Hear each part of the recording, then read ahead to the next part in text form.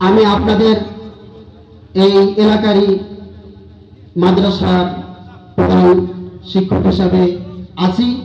এখানে আমার আশা ডিসেম্বরের 18 তারিখে 1 বছর পূর্ণ হবে। আল্লাহ যদি চায় এখানে আমি আল্লাহর দ্বীনের খিদমত করে যেতে চাই। আল্লাহ তাআলা যেন আমাকে সেই তৌফিক দান করেন।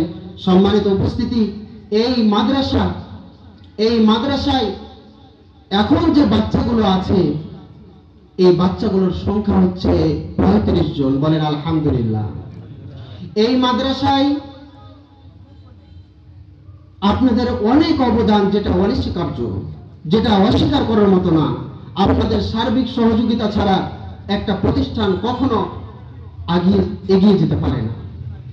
এই প্রতিষ্ঠানে আপনারা রক্ত দিয়েছেন, শ্রম দিয়েছেন, আপনাদের পূর্বপুরুষরাও শ্রম দিয়েছে, রক্ত দিয়েছে। মাঝখানে বন্ধ ছিল, 23 সাল থেকে চালু হয়েছে।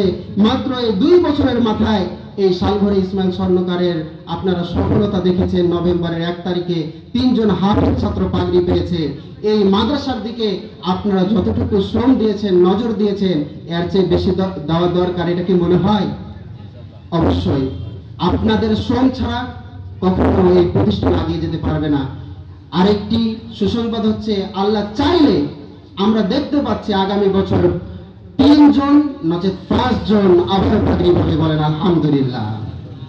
তো আপনাদের সন্তানগুলোকে এই প্রতিষ্ঠানে দিবেন, এটা আমার আহ্বান।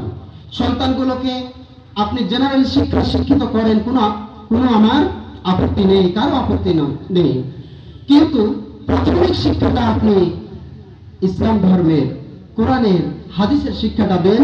তারপর আপনি ইঞ্জিনিয়ার বানান, ডাক্তার বানান, কোনো সমস্যা নেই। কিন্তু প্রাথমিক জ্ঞানটা, কোরআনের জ্ঞান তার মধ্যে ঢুকিয়ে দেন।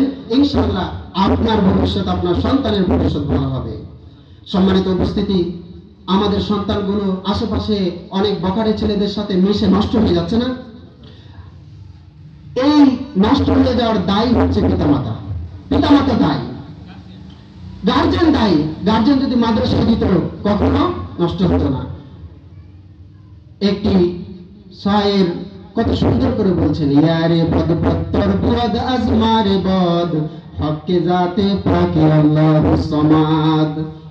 এই খারাপ বন্ধু বিষাক্ত সাপের চেয়েও নিকৃষ্ট। বলেন নাউজুবিল্লাহ। কারণ ইয়ারে বদ আস্তরা দুনিয়া দেহ, মারে বদ আস্তরা দুনিয়া দেহ। খারাপ সাপ তোমাকে দুনিয়া থেকে বিদায় করে দিবে, আর খারাপ বন্ধু তোমাকে দুনিয়া থেকে বিদায় করবে, কিন্তু বেঈমান হিসাবে বিদায় করবে। কতটা ভয়ঙ্কর কথা। আমাদের সন্তানগুলোকে মাদ্রাসায় দেওয়ার দরকার আছে কিনা? অবশ্যই। আমি আমার সংক্ষিপ্ত কথায় আপনাদের বোঝাতে পারলে অবশ্যই আপনার সন্তানদের উজ্জ্বল ভবিষ্যৎ নিশ্চিত হবে ইনশাআল্লাহ। আমি এই দোয়া এবং দাবি রেখে যে আপনারা এই প্রতিষ্ঠানের দিকে নজর রাখবেন, আপনাদের সন্তানদেরকে প্রাথমিক শিক্ষাটা ইসলামের শিক্ষা দিবেন, এই দোয়া এবং দাবি রেখে আমি আমার আলোচনার এখানেই শেষ করলাম।